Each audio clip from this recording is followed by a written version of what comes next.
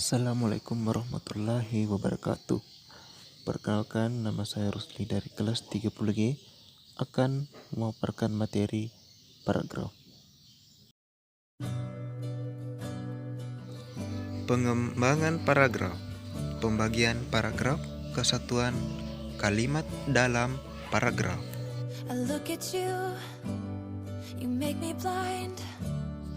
Pengertian paragraf menurut para ahli. Ramlan.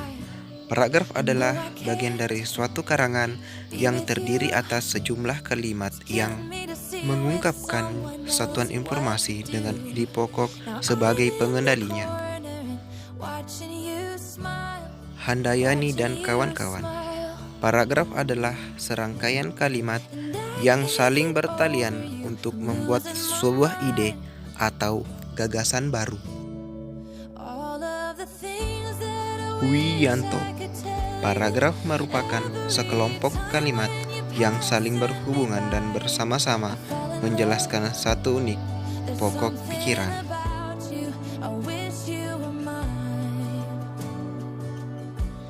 Pengertian paragraf secara umum. Paragraf adalah suatu rangkaian kalimat yang memiliki gagasan utama. Jenis-jenis paragraf. Paragraf berdasarkan bentuknya telah dibedakan menjadi 3 jenis paragraf, yakni paragraf deduktif, induktif, dan campuran.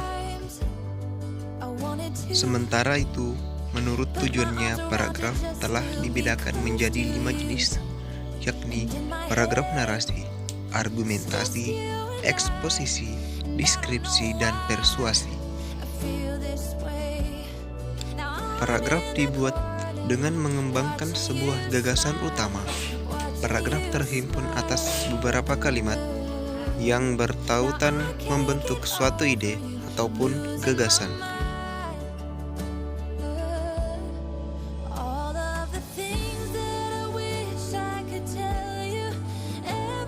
Pengertian paragraf menurut KBBI adalah bagian bab dalam suatu karangan yang biasanya mengandung suatu ide pokok dan penulisannya dimulai dengan garis baru. Pembagian paragraf. Pembagian paragraf berdasarkan bentuknya. Paragraf deduktif. Paragraf deduktif adalah suatu paragraf yang kalimat utamanya terletak di awal paragraf. Dalam paragraf ini diawali dengan kalimat utama yang menceritakan sesuatu yang bersifat umum, baru kemudian menceritakan hal-hal yang bersifat khusus. Contoh paragraf deduktif.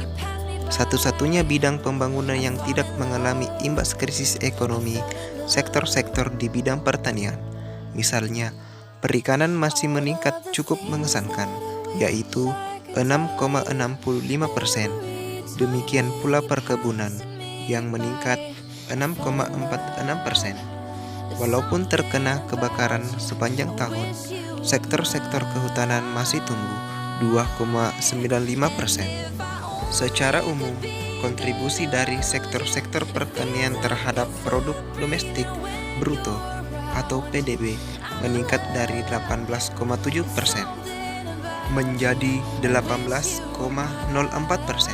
Padahal selama 30 tahun terakhir, pangsa sektor pertanian merosot dari tahun ke tahun.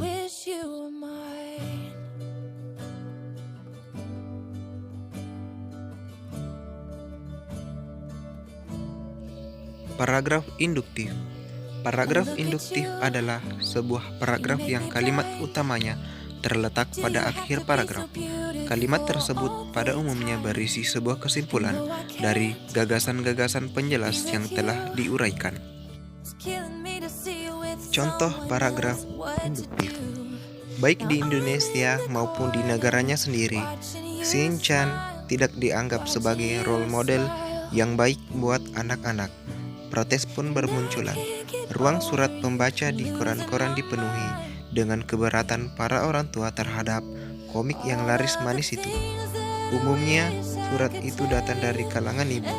Menurut mereka, dalam suratnya, kelakuan negatif Shin-chan ternyata diikuti oleh anak-anak.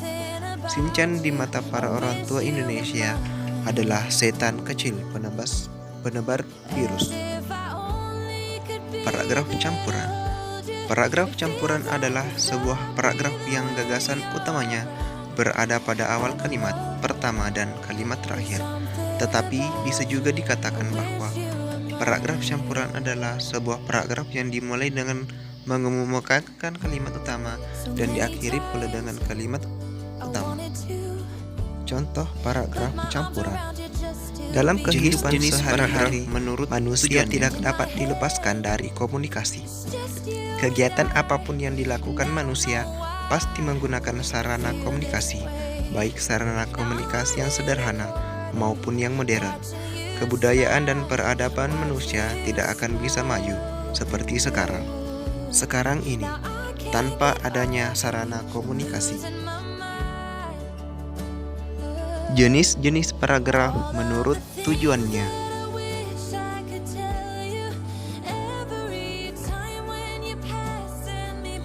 Paragraf narasi. Paragraf narasi adalah sebuah paragraf yang isinya menceritakan suatu kejadian tertentu yang telah disusun secara berurutan. Adanya paragraf ini berfungsi sebagai penghibur bagi yang membacanya. Paragraf argumentasi. Paragraf argumentasi adalah suatu paragraf yang isinya berupa pendapat atau opini yang telah disampaikan oleh penulisnya. Paragraf ini memiliki tujuan untuk memberikan pandangan terhadap suatu permasalahan kepada pembaca. Paragraf eksposisi. Paragraf eksposisi adalah sebuah paragraf yang berisi tentang informasi-informasi yang berupa pengetahuan atau berita. Paragraf eksposisi ini bertujuan untuk memberikan informasi yang sangat jelas kepada para pembacanya terkait topik yang telah disampaikan. Paragraf deskripsi. Paragraf deskripsi adalah sebuah paragraf yang berisi tentang gambaran-gambaran suatu benda atau objek. Paragraf deskripsi ini memiliki tujuan untuk memberikan gambaran secara jelas tentang suatu benda atau objek, seakan-akan pembacanya telah merasakan seperti melihat sendiri objek tersebut. Paragraf persuasi. Paragraf persuasi adalah paragraf yang berisi tentang ajakan atau himbauan yang telah ditujukan kepada para pembacanya.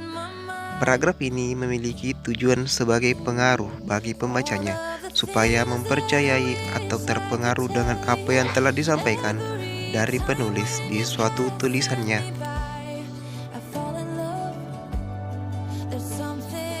Kesatuan kalimat dalam paragraf.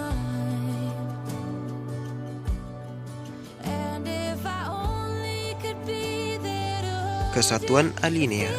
Yang dimaksud dengan kesatuan alinea ialah bahwa alinea tersebut harus memperhatikan dengan jelas suatu maksud atau sebuah tema tertentu.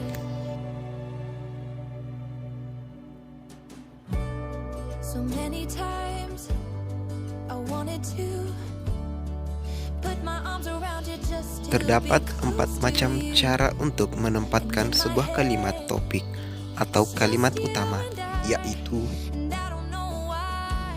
pada alinea pertama, dengan menempatkan kalimat pokok pada awal alinea, gagasan sentral tadi akan mendapat penekanan yang wajar. Alinea semacam ini biasanya bersifat deduktif, yaitu mudah mengemukakan pokok persoalan, kemudian menyusul uraian-uraian yang terperinci. Kalimat-kalimat lain dalam alinea tersebut harus dipusatkan untuk memperjelas ide atau gagasan sentral tadi. Cara ini merupakan metode yang terbaik.